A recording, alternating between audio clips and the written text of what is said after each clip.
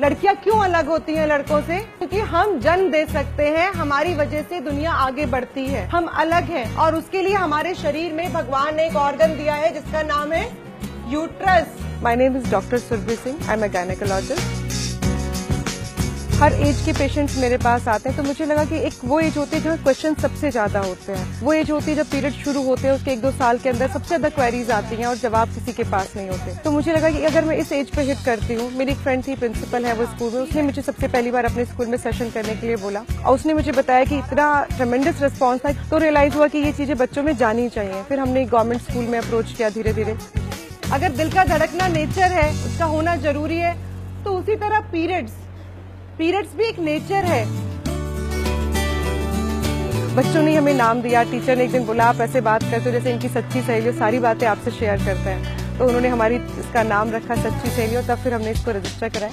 हम लोग बेसिकली जो हमारा मेन है कि fighting taboos and breaking stigmas. तो बच्चों के साथ मिलकर उनकी सारी क्वेरीज को, उनके सारे सवालों को खत्म करना चाहते हैं, ताकि जब वो आगे बढ़े तो पीरियड की शर्म और ये डर उनको लड़की होने का, ये उनको कहीं आगे बढ़ने से ना रोक दे। 9 से 12 क्लास के बच्चों को पढ़ाते हैं। हम लड़कियों को बताते हैं कि किस एज पे पीरियड आना नॉर्मल है, कितने दिन की ब्लीडिंग नॉर्मल है, इसके अलावा पीरियड्स होते क्यों है, इनका होना क्यों जरूरी है। पैटर्न होता है, उससे डरने की जरूरत नहीं है, वो सब नॉर्मल है। फिर हम बात करते हैं मिथ्स पे कि क्या क्या चीजें पहले होती थी और क्या आज नहीं होती हैं। उसके हिसाब से हमें क्या क्या बदल लेना चाहिए अपनी लाइफ जो समय के साथ। मैं एक छोटा सा सवाल सारी क्लास से पूछती हूँ, बताइए कितने बच्चे कहते हैं कि अचार नहीं छूना चाहिए? मतलब ऑलमोस्ट 80% लड़कियां हाथ उठाते हैं कि हमारे घर में बोला जाता है अचार नहीं छूना। फिर मैं बोलती हूँ कि उसके बाद भी कितने बच्चों ने कहा कि अचार छू के देखा है? 100% बच्चे वही हाथ उठाते हैं कि हमने छू के देखा है। फिर मैं उनको बताती हूँ आपकी मम्मी ने भी छू के देखा, आज सबसे जाके पूछना। वो बताते हैं कि मम्मी ने भी छुआ। तो मैसेज गड़बड़ है, ये बात उनको समझ में आ गई कि मना किया था, छुआ, खराब नहीं हुआ।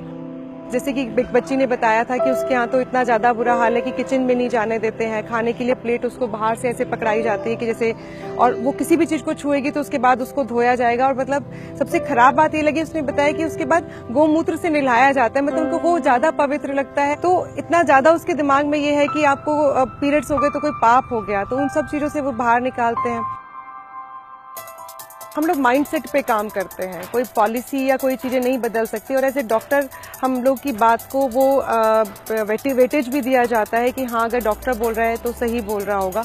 जिस दिन पीरियड्स पे ये बात खत्म हो जाएगी ना कि बात होनी नहीं चाहिए, जिस दिन ये ब्लैक पॉलिथीन खत्म हो जाएगी, जिस दिन इसके सामने बात मत करो, ये खत्म हो जाएगा ना, जब हम नॉर्मल डिस्कशंस होंगे ना, तो ये सारी चीजें अपने आप खत्म हो जाएंगी।